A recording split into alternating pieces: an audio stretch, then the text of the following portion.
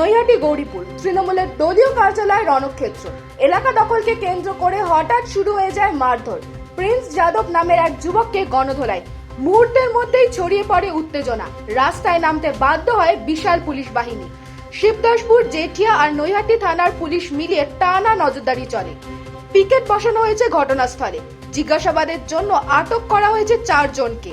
আর গুরুতর আহত অবস্থায় প্রিন্স যাদবকে অবস্থার অবনতি হওয়ায় দ্রুত নিয়ে যাওয়া হয়েছে হাসপাতালে।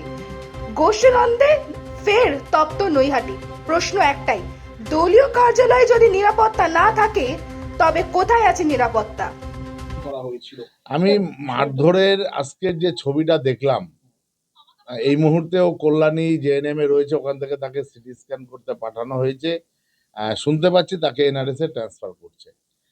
যে ধরনের মারধরের খবর পেলাম বা আমি তার যা চেহারা এখন দেখলাম, একদম সন্তোষের বিকল্পই লাগবে।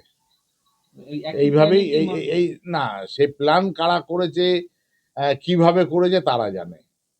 তবে মারধরটা নৃশংস মারধর করা হয়েছে। যারা মেরেছে নৃশংসভাবে তাদের একে মেরেছে। একটা মানুষকে এইভাবে মারতে পারে না। মানুষের রক্ত কারোর শরীরে থাকলে তারা কখনো এই জিনিস করতে পারে না।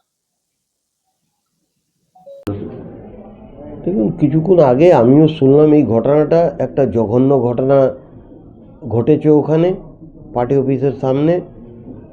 এখন বিস্তারিতভাবে আমার নলেজেও আসেনি।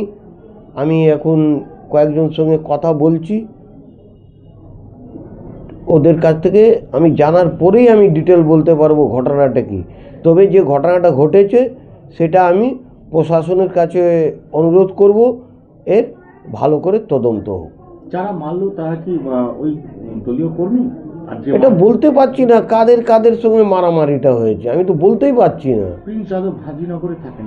হ্যাঁ, এক যুবক, 19 বছরের যুবক। হ্যাঁ। তা প্রিন্স যাদবকেই মারধর করা হয়েছে। না, কেন মারধর করা আছে? মারবেই বা কেন? প্রশাসন আছে, সেখানে মারধর কেউ করবে কেন? আইন তো নিজের হাতে কেউ তুলতে পারে না। যারা মারধর করলো প্রিন্স যাদবকে, তাদেরকে কি আপনি চিহ্নিত করতে পেরেছেন? আমি তো জানি না, আমি কি করে চিহ্নিত করব? কি চাইছেন তাহলে আপনি? আমি এটা মানে একটা তদন্ত চাইব, প্রশাসন তদন্ত করুক, আর আইন যারা হাতে নিয়েছে তাদের প্রতি একটা স্টেপ নিক।